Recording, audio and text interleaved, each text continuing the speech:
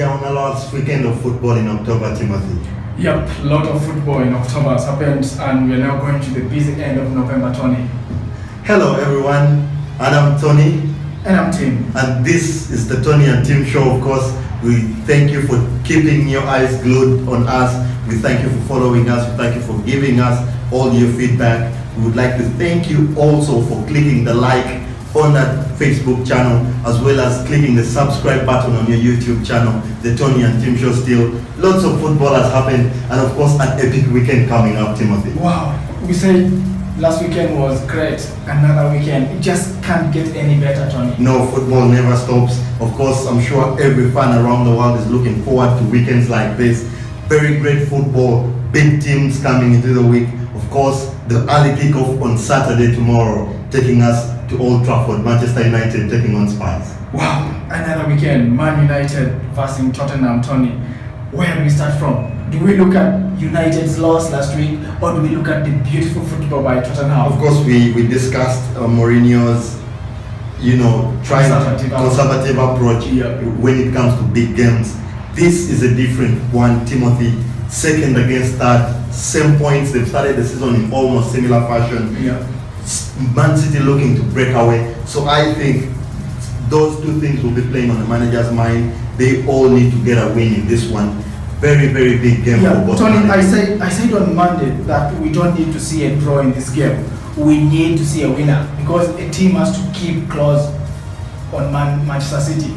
And United is playing at home at Old Trafford.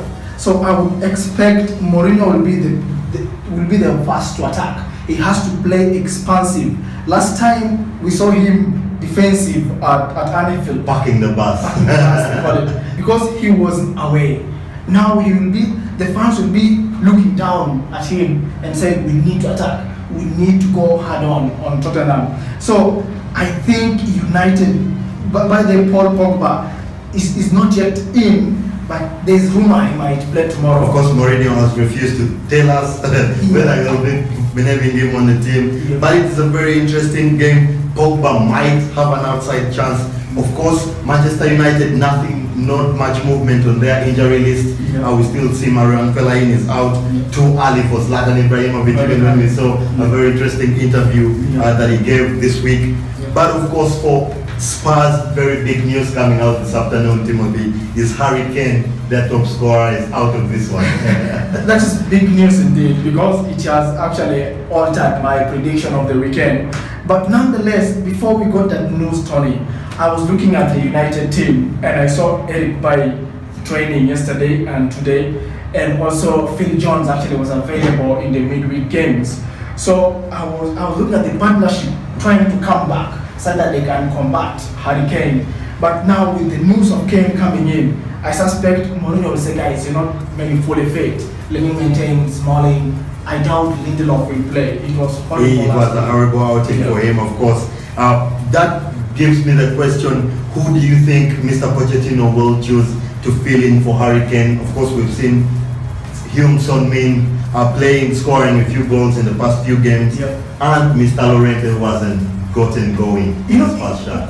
The moment Tottenham purchased Llorente, you would expect him to be the natural replacement every time Harry Kane gets injured or is given a break. But getting injured when you're going to play a team like Man United, Tony, I would think they need someone who can run, because you do not know, maybe Tottenham will sit back tomorrow and say, let's defend. So you need a guy who can push a ball and tries to open the defenses.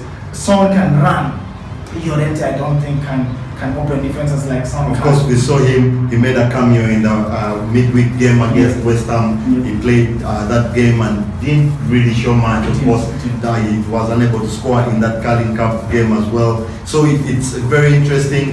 We'll wait to see what the manager does. Of course, everyone that loves goals will be hoping that Pochettino picks Heung-Min-Son. Another question for Pochettino in midfield is the return of Mr. Moussa Dembele, who has been missing out for a couple of games. Moussa Dembele has returned. He did full training, I think, this entire week. And played a few minutes in the Carabao Cup. And you also have to note that Dyer didn't play against Liverpool just because he was not match fit, but he was on the bench. Now came in the last minute. Dyer and Dembele are both fit, and then you ask yourself, are they going to push out wings? But again, he was played very admirably. Of course, we mentioned in our last weekend's game against Liverpool, the guy was all over the place. So Tony, to me, I think since Wings didn't play in the midweek, yeah, I think he will start against United. But it will be a huge game for him. It would be definitely a huge week for him. Yeah. I think if he to get a chance to play against Manchester United at Old Trafford, every young player dreams of such big nights. We'll definitely want to see him. I don't think pushing him out does anything for his confidence. I think the coach should be able to stick to him. But of course, also the return. We saw the return of Danny Rose on the left back side. Of course, the coach now playing left wing back. Both Ben Davies and Danny Rose played in the midweek. I don't see them playing together. And of course, Mr. Aurier is still fit for contention. Tony, that's going to be a very tricky lineup for Pochettino. Tottenham looks like it has a very deep squad, Timothy. It's a very deep squad. Tottenham last week against Liverpool, because they didn't have Ben Davies and Danny Rose not fully fit, they played Aurier on the left wing, and Tony, he was absolutely good. He was an animal. He was trying defending Salah and keep him quiet. That's a massive achievement. So does he play the same defense back line, or does he tweak it? We shall leave it to him. I don't know. A winning formula, as they say, is not something that you want to tamper with. But of course, we'll be waiting to see that game coming right up at 12:30 in the UK, of course. For those of you, I don't know what time zone you're seated in across the world. Of course, in Uganda it will be 2:30 p.m. Will definitely be glued. And of course, the winter ball makes its debut tomorrow. That's yellow ball that we get used to in the winter period. So that makes that builds up for another very interesting weekend. But of course, these teams chasing Manchester City, who take on West Brom. I'll be at West Bromwich Albion in the game after that. Of course, first against that team. Yeah, I mean, Man City is peeling away. That's why, Tony, when we said Man United Tottenham, I think the home team should win. And I've said Man U might win this 2-1 because they need to keep the pace. They had started the pace earlier and they should be able to win this 2-1. I think Tottenham, even without Harry Kane, the way Mourinho has been playing, I think Tottenham will still be able to edge this one out 2-1. I think Heung-min Son can do the damage that Harry Kane. He is a good player that hasn't yet come out of the shell, of course, is in the shadow of Kane. I think Manchester United will lose this one 1-2. Of course, that might pile some pressure on Mourinho, losing 2 games in three. But of course, Manchester City taking on West Brom. Man City has been absolutely cruising through the season so far. I think they've dropped points against Everton only. I had thought they would get a bigger challenge going away to the Hawthorns against West Bromwich, but West Brom has lost a few players in the last game. Evans got his groin problem back, and also Dawson had a collision with his own player, and now he's ruled out for the game. Very critical players. Very critical players. Those are very disciplined defenders, Tony. So I think he's going to bring back Alan Young to play right back. And I'm not sure who is going to partner Higazi in the central defense. He might have to turn to the veteran, of course, Gareth McAuley. Yeah, McAuley might play, though I think he's aging. He might not handle this City team, like we discussed before. I think City will run out routine winners in this one, 3-1. I don't see West Brom stopping them in this game. I think they'll win 3-1 too. I think that will be a big win for them. Of course, in the other game, Arsenal take on Swansea. Of course, we saw last weekend Arsenal winning 5-2 away from the Emirates, and of course they might this weekend welcome back Mustafi to their side. He had an injury, a hamstring injury, but we've seen him training in the midweek. Yeah, Tony, I think if also Wenger can play a winning team yet again, then Arsenal should be too much for Swansea. I would expect Lacazette, Ozil and Sanchez. The lost guys to start again. And to me, Swansea, yes, nobody, but he has not been starting. and also No Renato Sanchez. Renato Sanchez is missing out in the Swansea team. Very big names to be missing out. I think they are not, they cannot have enough to check Arsenal. Of course, they currently find themselves in 15th, and Arsenal has the incentive of climbing against Chelsea, who take on in that last fixture of the evening. But of course, before that, Liverpool also play host to last week's buggy side Huddersfield Town. Yeah, I was looking through the fixtures and I'm like, this was a permutation. You see, Tottenham beat beat Liverpool, and now Tottenham plays United. Huddersfield beat United, and now they play Liverpool. So the permutation, I don't know how it works out, but it's a good game. First of all, because of the passion, Jurgen Klopp and David. Of course, they have a bromance. They've been teammates before, and then one was assistant to the other at Borussia Dortmund. So, and both have this attacking game. They play almost the same system. They almost don't mind the defense. But I was telling someone the difference between these two guys is Klopp has a better team, of course, but Huddersfield has a more defensive approach. There's something about their defense, unlike Liverpool, whose defense is not for the Premier League. Of course, Huddersfield have surprised everyone. They've almost been the surprise package. Very interesting game. Liverpool taking them on 9th against 11th, and only 1 point separates them. If Huddersfield beats Liverpool, of course, which we don't know if that might happen. You beat United a week before, and then Liverpool, that would be a big achievement for David Wagner's side, a newly promoted side. That would be very, very big. But of course, they have a poor away record. That's why they currently find themselves in 11th. They've had very big wins or even results at the John Smith Stadium already this season in the past 10 games. So that is a very big game to look out for. Of course, Liverpool having the news this afternoon that Coutinho, their playmaker, has been ruled out of the game. Yeah, Coutinho is out of the game, Tonny, and Huddersfield, they have Munir back. I would think if your team doesn't have Sadio Mane and then Coutinho now, the Liverpool team starts to change shape. These are the primary players in this team, Coutinho, Mane. Of course with Salah now there. So tomorrow's team will look a bit tweaked and shall be trying to see who is going to unlock the defense, assuming Huddersfield comes defensive.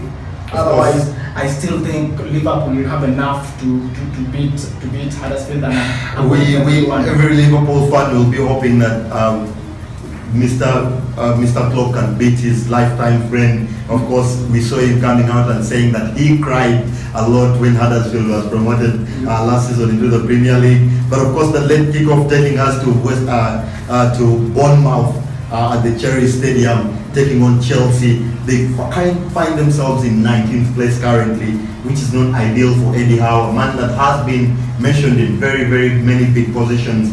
Some people thought that he would even take over Arsene Wenger and Arsenal when the time comes. I think the Bournemouth team is not playing to their potential. Tonny, this team, they have a lot of players that would think and deliver. They have King, they have Defoe, who is a proven goal scorer. I also think Eddie Howe. Callum Wilson is now back from injury. He played very well in the Carabao Cup in midweek. We don't know whether he will start that game. Nonetheless, I think Eddie Howe should start churning out results. 19th is not his position. It's not ideal. It's not ideal. The problem for Eddie Howe is Kante has started training for Chelsea. We have seen also Drinkwater play midweek, and this is going to give Antonio Conte a midfield. A very, very big He has 4 midfielders, potential starters in any team. Potential starters. Of course, we've seen them struggling a little bit without Kante, but a void that everyone thought Drinkwater would fill. Of course, we would want to see them again. They playing together, Kante and Drinkwater. They played fabulous in that Leicester Championship winning side. Very interesting there. Of course, Morata is back. We saw him playing last weekend. Their best goal scorer right now. So I think Chelsea have enough in their side with the return of all these guys to beat a Bournemouth side 2-0. I think Bournemouth will get a goal or two because Tonny, they have the incentive to try and leave the bottom, and this team it has to make points, but I don't think they have enough to win Chelsea. I think this will be a draw. I'm going for draw, Tonny. Interesting. We'll wait to see what Mr. Hediao does there. Of course, in the other games that we have, Crystal Palace will take on West Ham United, a team that beat Spurs in the midweek. Very, very big morale boosting win for Mr. Slaven Bilic's side. Tony, Crystal Palace and West Ham, I want to say this, both teams blow hot and cold. Crystal Palace having beaten Chelsea 2-1. crumbled the next weekend, and West Ham having lost at home against Brighton, they went away to the Wembley and won 3-2. Of course, everyone is looking at them. It's hard to tell who is the better of the two teams, but I think Crystal Palace being at home, they will have the push better than West Ham, so I think they will win 2-1. Of course, this is a London derby. It's a very big game. You could see in midweek that the West Ham players are fighting for the coach. Of course, they came back from a 2-0 lead for Spurs and won that game 3-2. Yeah. I think they have enough to match Crystal Palace 2-2, and I think this will be a 2-2. And that win momentarily gave Slaven Bilic his job. Of course, we said in our previous episode that they gave him 2 games to salvage that job. Of It course, will be interesting it to will see be catastrophic. if he loses this game. Do they give him one more? They give him one more. I don't know. Okay, of course, I will wait for that London derby. Very interesting fixture. Watford take on Stoke at home at Vicarage Road. A game that I think Watford should be able to win 1-0. They've been putting up very bright performances in the past few weeks. Yeah, before Watford actually played Chelsea, they are not lost any game away. They're always getting more points away than at home. But looking at this game, Watford, Stoke, both teams, Watford will try to attack. Stoke is a bit reserved. So I think there will not be much in this game. That's why I'm going for 1-1 in this game, Tony. Interesting, of course. We have more action coming your way on Sunday. Brighton and Hove Albion taking on Southampton, a team that has struggled. Still, we expect it to be doing better, but I think Southampton can edge out that game 1-0. We've seen, of course, the return of Gabbiadini last weekend. They played more advanced, more attacking football. So I think they should be able to win that game. Tony, I'm not sure Southampton can win this game. I have failed to understand what Pellegrino's best team is. Every time I watch Southampton, there's no identity. It was until last weekend where we saw Buffon with this wonder goal. Of course, he scored a very, very nice goal. But I also be interested, can Brighton maintain their push? Remember they won 3-0. So they'll have that boost saying, can we push this again? Brighton has been playing very nice football, of course, at the start. But then, of course, we have Leicester taking on Everton in the last game of Sunday evening.